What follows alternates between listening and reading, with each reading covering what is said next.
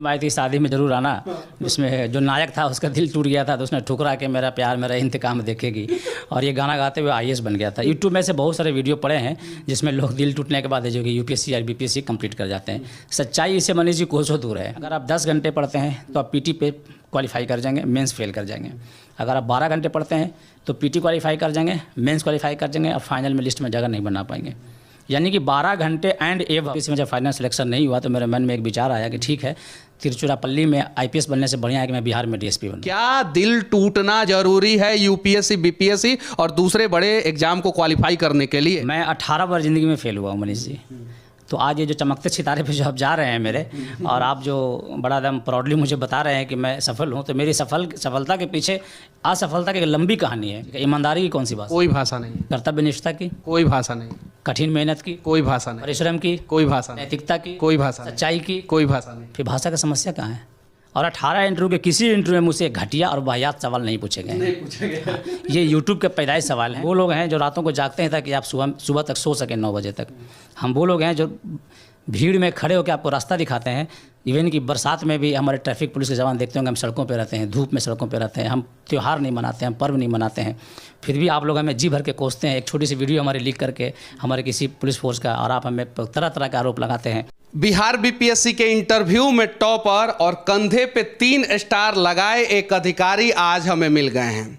वो पटना में पटेल भवन में जो पुलिस मुख्यालय है वहाँ पे ट्रेनिंग के लिए आए थे, और आज हम उनसे बात करेंगे कि बीपीएससी के बच्चे तथा यूपीएससी के बच्चे, स्टेट पब्लिक सर्विस कमीशन की तैयारी करने वाले बच्चे किस प्रकार से तैयारी करें। हमारे साथ कोई और नहीं, पंकज कुमार हैं। सबसे पहले सर, सच तक न्यूज़ में आपका स्वागत है। धन्यवाद मनीष जी। पहला सवाल मैं आपसे पूछने जा रहा हूं कि कौन से बच्चे जो है यूपीएससी और बीपीएससी की तैयारी करें? किसको अप्लाई करना चाहिए, इसका जवाब सिर्फ और सिर्फ मैं एक ही दूंगा, जिसको रात दिन मेहनत करने की क्षमता है, जिसको खुद के ऊपर विश्वास है, जो खुद को संघर्षों की आग में झोंक देने की क्षमता और इच्छा और मजबूत इरादा रखते हैं। स्वागत है उनका स्टेट पीसीएस की तैयारी में। स्वागत है उनका स्टेट पीसीएस की तैयारी में, जो अपने आप को मेहनत के आग में, मेहनत की भट्ठी में झोंकने के लिए तैयार हैं। उसके बाद से एक और सवाल बनता है कि आखिर जो है बच्चे कब से तैयारी करें? 5वां क्लास से, 8वां क्लास से, 10वां 12वीं क्लास से, या ग्रेजुएशन से? नहीं, पहले तो ये आप जितने इंटरव्यू आपने देखा होगा, मुझे क्षमा कीजिएगा आप लोग कि मैं 10th इंटरव्यू के आप टॉपर रहे हैं। कई लड़के ऐसे होते हैं जो सेलेक्ट होने के बाद ना वो चीज़ों को बड़ा हाइप कर देते हैं, बड़ा बढ़ा चढ़ा के बोल देते हैं कि मैं 10th क्लास से हिंदू पढ़ता था, मैं 12वीं क्लास से बजट पढ़ता था। ऐसा कुछ है नहीं। मैं 12वीं क्लास तक बच्चों को सलाह दूंगा कि जी भर के क्रिकेट खेलें, गेम खेलें, बढ़िया कुछ हॉबी डेवलप करें, कुछ बढ़िया क्वालिटी अपने अंदर बनाएं, चरित्र बनाएं, पर्सनैलिटी बनाएं, कुछ बढ़िया चीज़ सीखें। 12th क्लास तक आप पढ़ें, जो सिलेबस है उसकी तैयारी ना करें किसी चीज़ की। हाँ, 12th के बाद आपको डिसाइड करना है कि क्या करना है क्या नहीं करना है। अगर 12th के बाद आपने ये प्लान कर लिया कि मुझे सिविल सर्जन में करियर बनाना है, तो जाहिर सी बात है आप लोगों से एज ले लेंगे। लेकिन वैसे लोगों के लिए जो ग्रेजुएशन करने के बाद जिनकी आंखें खुली है, तो डरने की आवश्यकता नहीं है। अगर आपने ग्रेजुएशन के बाद भी तैयारी करने का फैसला किया है तो आप निश्चिंत रहें, कोई बहुत ज़्यादा समय आपका गैप नहीं हुआ है। मैंने खुद ही ग्रेजुएशन करने के 3 साल बाद तैयारी शुरू की।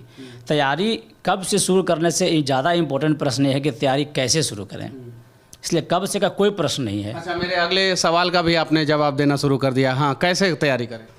तैयारी करने का एक ही है थ्योरी। मैं जैसे कभी कभी जब विद्यार्थियों से मिलता हूँ, और जब भी मैं बेतिया में बैठा होता हूँ तो लोग मुझसे मिलने के लिए आते हैं, तो मैं सीधे उनको एक ही चीज़ बताता हूँ कि भाई आपको 6 घंटे मेंस लिखने पड़ेंगे। दोनों उंगलियों के बीच में दरारें पड़ जाएगी और आपके हाथ आपके दर्द करने लगेंगे। तो 6 घंटा मेंस लिखने के लिए आपके पास इतना भी समय नहीं है कि आप वॉशरूम जाके आ सकें। वॉशरूम जाना भी अफोर्ड नहीं कर पाएंगे आप। एक बार वॉशरूम गए तो आपका एक पन्ना तो आपका मिस हो गया। तो 6 घंटा लगातार लिखने के लिए आपको 14 घंटे लगातार बैठनी पड़ेगी पहले। तो जिन स्टूडेंट्स को, जिन विद्यार्थियों को 10 से 12 घंटे बैठने की क्षमता है, कैपेसिटी है, वही इसमें हाथ डालें। बाकी लोग इससे दूर रहें। बाकी लोग इनसे दूर रहें। अच्छा, ऐसा भी कहा जाता है कि जिसका दिल टूट जाता है वो बीपीएससी यूपीएससी क्रैक कर जाता है, तो शायद से आपका भी दिल कहीं कॉलेज लाइफ में टूटा होगा। हैंडसम हैं देखने में, बॉडी भी सही है, पर्सनालिटी भी सही है, तो इसकी क्या सच्चाई है? पंकज सर मुस्कुरा रहे हैं, शायद कुछ तो राज है। देखिए ऐसा है कि ये एक फिल्म आई थी शादी में ज़रूर आना, जिसमें जो नायक था उसका दिल टूट गया था तो उसने ठुकरा के मेरा प्यार मेरा इंतकाम देखेगी, और ये गाना गाते हुए IAS बन गया था। यूट्यूब में से बहुत सारे वीडियो पड़े हैं जिसमें लोग दिल टूटने के बाद जो कि UPSC या BPSC कंप्लीट कर जाते हैं। सच्चाई इससे मनीष जी कोसों दूर है। हाँ, हो सकता है ऐसे 1% केसेस होगा जिसमें किसी व्यक्ति का दिल टूटा हो और उसने स्टेट PCS या UPSC क्वालिफाई किया हो। बाकी जो 99% वो लोग हैं जिनका दिल टूटने के बाद वो मौला बन गए हैं। उन्होंने अपनी दाढ़ियाँ बढ़ा ली है, वो शराब का सेवन करने लगे, सिगरेट का सेवन करने लगे। ये बेकार और वाहियात और निहायत ही घटिया बातें हैं। मतलब मैं सीधे से दिखा दूं कि आपको स्टेट PCS में UPSC में सेलेक्ट होने के लिए दिल टूटने की कोई आवश्यकता नहीं है, कोई ये कंडीशन या शर्त नहीं है। बगैर दिल टूटे भी आप पढ़ सकते हैं। इनफैक्ट अगर आपने दिल लगाया ही नहीं तो आपकी सफलता के चांसेस 90% हैं। अच्छा, हाँ, एक और सवाल, UPSC और BPSC की तैयारी करने वाले, स्टेट पब्लिक सर्विस कमीशन की तैयारी करने वाले बच्चे जो है वो लड़की से दिल लगाएं या कहीं और दिल लगाएं सफलता के लिए? देखिए ऐसा है कि ये पहले तो बड़ा ही जेन्युइन मतलब है कि अगर आप साथ में क्लासेस कर रहे हैं, साथ में पढ़ रहे हैं, तो एक अट्रैक्शन अपोजिट सेक्स के प्रति एक नेचुरल है। मतलब आप इसको नियंत्रित कर सकते हैं लेकिन रोक नहीं सकते हैं। लेकिन आप बैंक क्लर्क की तैयारी करने के लिए नहीं आए हैं, आप रेलवे की ग्रुप D की परीक्षा की तैयारी करने के लिए नहीं आए। आप जिस सर्विसेज की तैयारी करने के लिए आए हैं वहाँ पे हाईएस्ट लेवल का मैच्योरिटी, जिसमें डिसीजन मेकिंग आपको लेने पड़ेंगे। आपको अब दंगा हो रहा है, वहाँ गोली चलाने की नौबत है, लाइफ एंड डेथ का सवाल है। आपको कितना मैच्योर्ड, कितना स्मार्ट और कितना फास्ट। फ्रेंड का फ़ोन आया नहीं तो आप इतने मैच्योर्ड है, इतने फास्ट, इतने होने चाहिए आपको कि आप अननेसेसरी चीज़ों में अपने आप को इन्वॉल्व ना करें। PT की तैयारी कैसे करें बच्चे? बेसिक पुस्तकों का सबसे अधिक अध्ययन करें। बेसिक पुस्तकें मतलब NCERT पढ़ें। NCERT के अलावा जो पर्टिकुलर सब्जेक्ट पर जो किताबें लिख रखी है लोगों ने, जैसे कि राजीव वहीर ने स्पेक्ट्रम से लिख रखी है आधुनिक भारत का इतिहास, वो बेसिक बुक्स ही मानी जाएगी। आपको ऐसी बहुत सारी किताबें दिल्ली यूनिवर्सिटी में लगी हुई है, पटना यूनिवर्सिटी में लगी हुई है, दीनानाथ वर्मा की विश्व का इतिहास, ये सब बेसिक किताबों में आती हैं। तो NCERT के साथ साथ बेसिक बुक्स की तैयारी करनी पड़ेगी। मेंस की तैयारी कैसे करें? मेंस का तैयारी तो मुझे आपके साथ अलग इस पर चर्चा करना पड़ेगा 15 मिनट। ये बड़ा ही कॉम्प्रिहेंसिव है और मैं ये आपको मैंने मेंस की तैयारी करने का ये, जो कि BPSC या स्टेट PCS का मेंस ऐसा होता नहीं मनीष जी कि आप 2-4 किताबों से पढ़ के कर लें। ये आपका ग्रॉस रिफ्लेक्शन है पूरे पर्सनालिटी का, पूरे नॉलेज का, जो आपने 10th के बाद से पढ़ा है, जो आपने सीखा है, जो आपकी समझ है, उसका ग्रॉस रिफ्लेक्शन है। ऑब्जेक्टिव तो है नहीं। सारे प्रश्न आपके विवादित हैं, सारे प्रश्न आपको फंसा देने वाले हैं। जैसे आपने पढ़ा होगा अभी 66वां BPSC के मेंस में प्रश्न पूछा, राष्ट्रपति के बारे में पूछा, राज्यपाल का पूछा, एक शब्द था बिगड़ैल बच्चा, ऐसा कुछ शब्द था उसमें। तो ऐसे शब्द हैं जो कंट्रोवर्शियल हैं, ऐसे शब्द हैं जिसमें विवाद है। तो विवादित प्रश्नों का जवाब कैसे देंगे, आप कैसे लिखेंगे? आपको बोलना भी नहीं है, टिक भी नहीं है, मारना लिखना है। तो विवादित प्रश्नों का जवाब तभी लिख पाएंगे ना सही तरीके से, जब आपके पास कंटेंट हो, जब आपके पास नॉलेज हो। तो मेंस की चुनौती है कि नॉलेज कहाँ से लाए। कितना घंटा तैयारी करना होगा? हाँ, ये बढ़िया प्रश्न है। मैं रिपीट करता हूँ फिर से, इसके पहले ही मैंने बोला था, अगर आप 10 घंटे पढ़ते हैं तो आप PT पे क्वालिफाई कर जाएंगे, मेंस फेल कर जाएंगे। अगर आप 12 घंटे पढ़ते हैं तो PT क्वालिफाई कर जाएंगे, मेंस क्वालिफाई कर जाएंगे, और फाइनल में लिस्ट में जगह नहीं बना पाएंगे। यानी कि 12 घंटे एंड एबव यदि आप पढ़ते हैं। आप कितना घंटा पढ़ाई किए थे? मुझे कहने में कोई हिचक नहीं है कि मैं कभी भी 12 घंटे से कम नहीं पढ़ा। फिर आपने DSP बनना ये क्यों चुना? टॉपर लोग तो अक्सर जो है SDM, मजिस्ट्रेट, ये सब बनना चाहते हैं।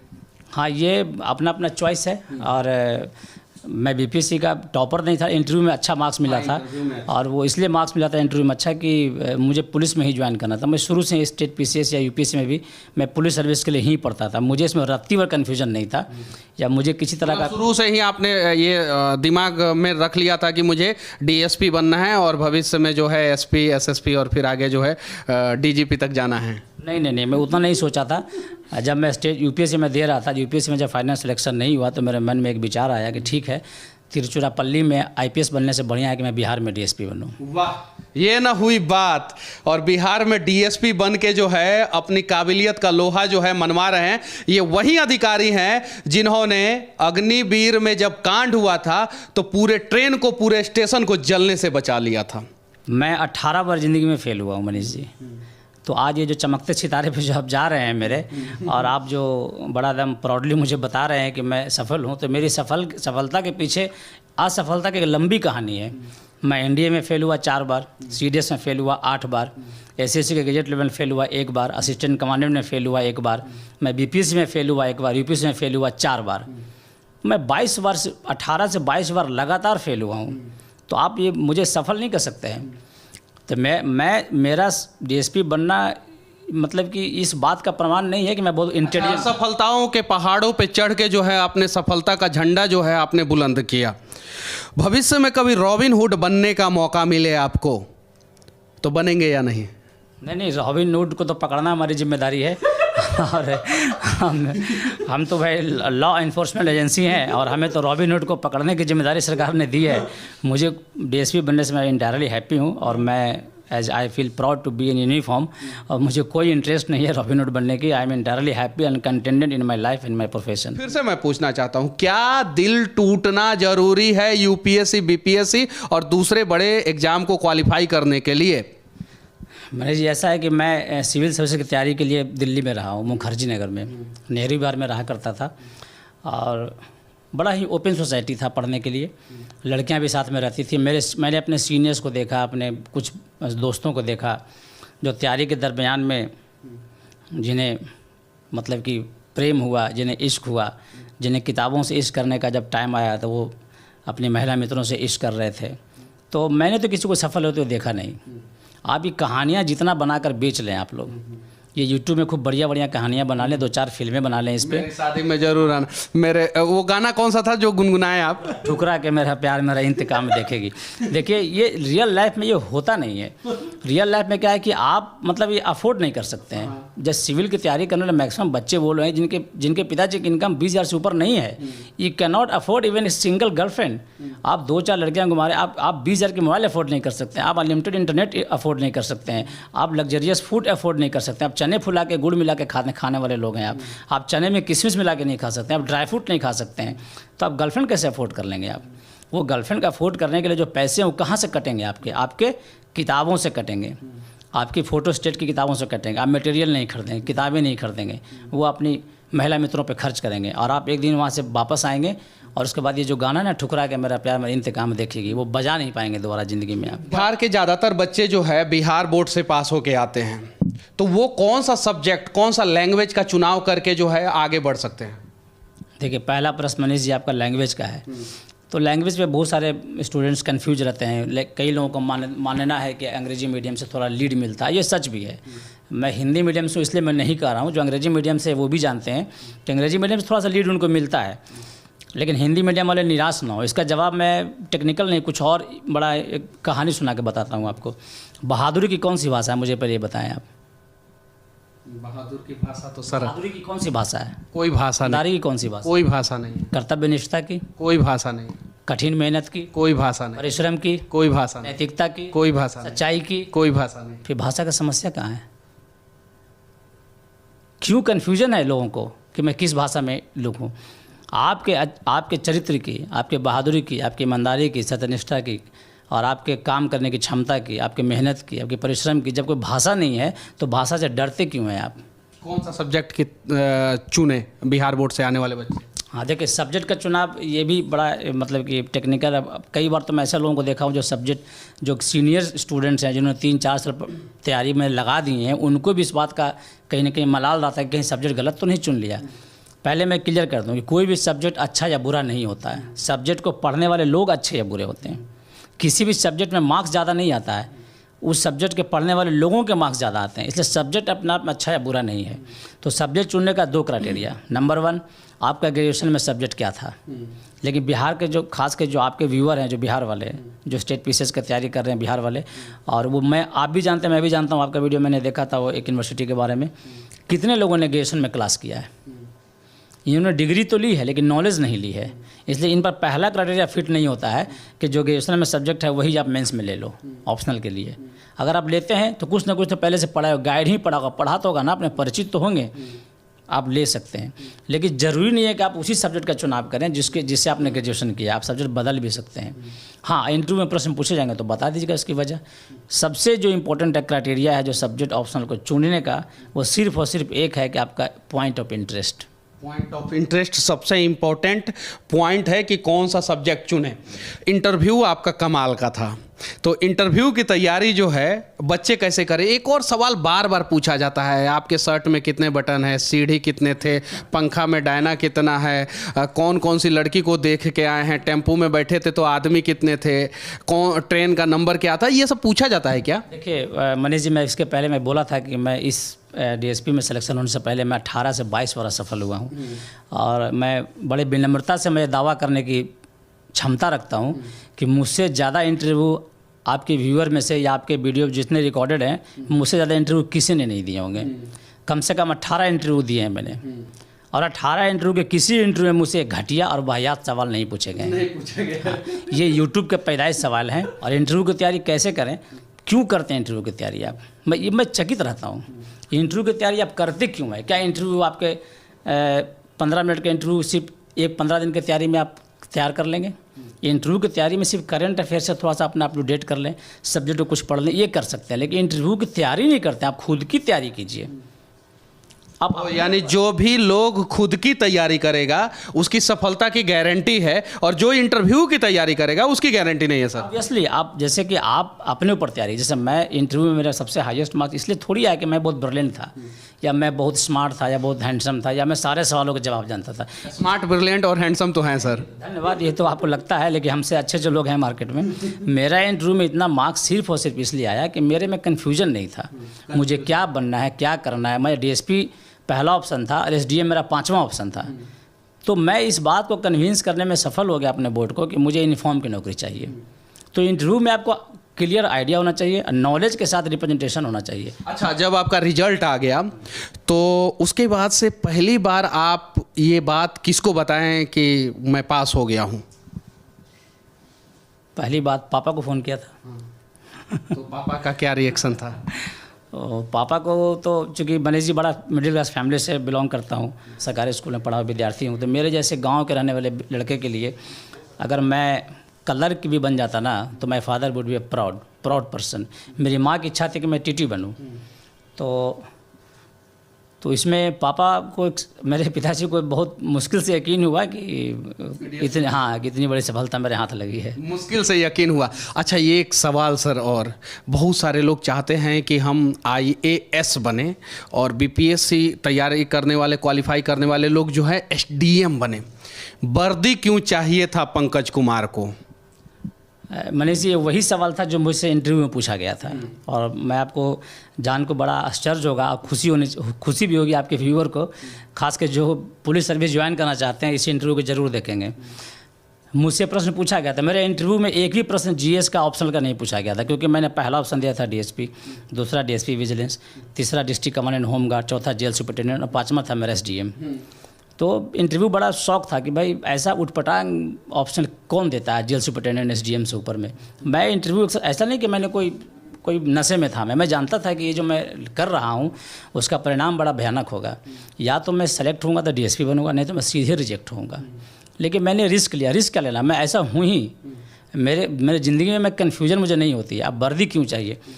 वर्दी इसलिए चाहिए मनीष जी कि ये जो यूनिफॉर्म जो देख रहे हैं ना हमें, जब मतलब कि ये एक सेंस ऑफ रिस्पॉन्सिबिलिटी तो है ही, ये पहनने के बाद ये एक जिम्मेदारी है और एक आपको मतलब फील कराता है कि आप इस समाज के वो हिस्से हैं जो ये इंश्योर करेंगे कि समाज व्यवस्थित रूप से चलती रहे। हम वो लोग हैं जो रातों को जागते हैं ताकि आप सुबह तक सो सकें 9 बजे तक। हम वो लोग हैं जो भीड़ में खड़े होकर आपको रास्ता दिखाते हैं। इवन कि बरसात में भी हमारे ट्रैफिक पुलिस के जवान देखते होंगे, हम सड़कों पे रहते हैं, धूप में सड़कों पे रहते हैं, हम त्यौहार नहीं मनाते हैं, हम पर्व नहीं मनाते हैं, फिर भी आप लोग हमें जी भर के कोसते हैं। एक छोटी सी वीडियो हमारे लीक करके हमारे किसी पुलिस फोर्स का, और आप हमें तरह तरह के आरोप लगाते हैं। हमें बुरा लगता है, लेकिन फिर भी हम इस बात को प्राउड फील करते हैं हम अपने पूरे पुलिस फोर्स और अपने ऊपर, और हम ये मानते हैं, हम ये स्वीकार करते हैं। और मैं चुनौती के साथ ये कहता हूँ कि मेरे बगैर आप एक कदम चल नहीं पाएंगे। तो वर्दी में चुनने का सबसे पहला जो ऑप्शन ये था कि मुझे वर्दी पसंद है, मुझे ये सितारे पसंद है, मुझे टैग कैप पसंद है, मेरे जो टोपी पे लगा हुआ जो भारत का जो निशान है, एम्बेलम, मुझे ये पसंद है। मुझे बताता है कि जब तक हम हैं तब तक आप सुरक्षित हैं। ये सुरक्षा का एहसास है मेरे परिवार के लिए, मेरे दोस्तों के लिए, और मैं जहाँ हूँ वहाँ के जनता के लिए। और मुझे इस बात का रत्ती भर मुझे अफसोस नहीं है कि मैंने ये वर्दी क्यों चुना या मैं DSP क्यों बना, मैं SDM बन सकता था। मैं रिपीट कर दूँ, 60 से 62 में मैं इंटरव्यू के लिए मेरा कॉल आया था। मैं चाहता तो मैं दोबारा इंटरव्यू देकर एसडीएम बन सकता था, लेकिन तब उस विश्वास को तोड़ना होता जो इंटरव्यू बोर्ड में मुझ पर दिखाया था कि भाई डीएसपी के लिए मुझे ऐसा ही कैंडिडेट चाहिए। और मैं बड़ा ही खुश हूँ, मुझे अपने इस फैसले पे हमेशा गर्व रहेगा। और जो आपके व्यूअर हैं, मैं उन्हें बता दूं कि स्टेट पीसीएस मतलब डीएसपी, नथिंग एल्स। आप जितना चिल्ला लीजिए, जितनी कहानियाँ बना लीजिए, स्टेट पीसीएस मतलब सिर्फ DY, deputy superintendent of police, सिर्फ और सिर्फ डिप्टी सुपरिटेंडेंट ऑफ पुलिस। जहाँ हम हैं वही सब है, जहाँ हम हैं वही सब है। और ये रातों को इसलिए जगते हैं ताकि हम लोग सुबह तक सो सके। वर्दी इसीलिए सर को पसंद है। हालांकि ये बात सत्य है और उसमें हमारे जैसे मीडिया वाले भी शामिल है कि पुलिस अगर कुछ गलती करती है तो हम वीडियो को वायरल करते हैं, लेकिन हम लोग ये भी प्रयास करते हैं कि पुलिस की छवि कैसे अच्छा किया जाए। इस वीडियो के बारे में आप लोग क्या सोचते हैं? पंकज सर का जवाब के बारे में आप लोग क्या सोचते हैं? कमेंट करके जरूर बताना। और आखिरी में मैं सर को बोलूँगा, जय हिंद सर। जय हिंद।